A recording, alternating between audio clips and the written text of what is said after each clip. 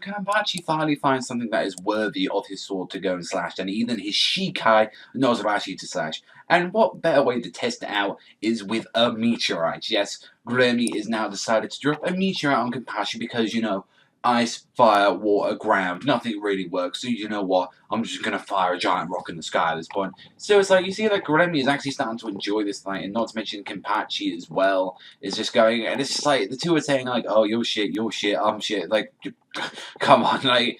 And I've got to say, like, with all the stuff I've been talking about the Grammy fight, even as well with this chapter, I noticed that just like 2/3 of this fight was just the same as always, like just them just slash and just slash, nothing really to the context again.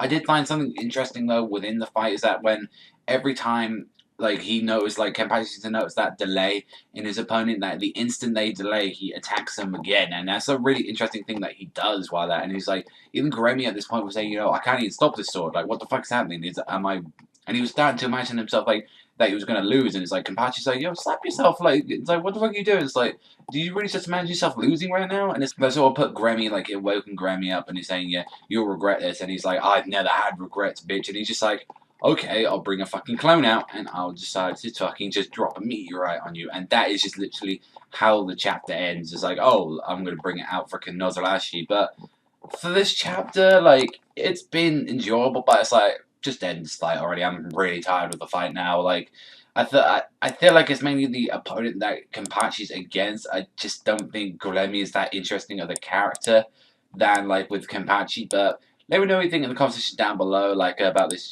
chapter. Like overall, like for me, that's like the huge issue I've had with this stuff. Like, it's just been Kenpachi slashing, but hopefully now that we're seeing like Kenpachi Shikai like being activated, like I'm guessing that's what it is, like because like normally it's like a really long ass title for Bankais and stuff, but I'm guessing that Nozarashi is his Shikai, his first form, and it makes me wonder like what really is it gonna do? Is like is it gonna transform? Because I remember him saying like back in the day when he was fighting Ichigo that his sword is always in a Shikai form.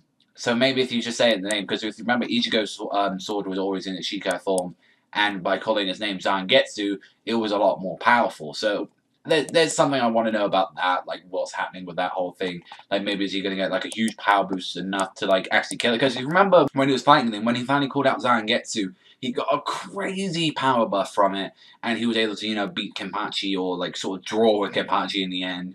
So that's what one thing I'm wondering about. Overall, this chapter, it's alright. Like it's just the same stuff. It's like slashing, but the interesting stuff with the Nozarashi, and then also as well the delay is stuff I did find interesting. This is probably like the most interesting or the second interesting chapter of Bleach that we've got of this Gurumi fight. But that's all from me, everyone. Thank you very much for watching. As always, remember, I'll see you guys.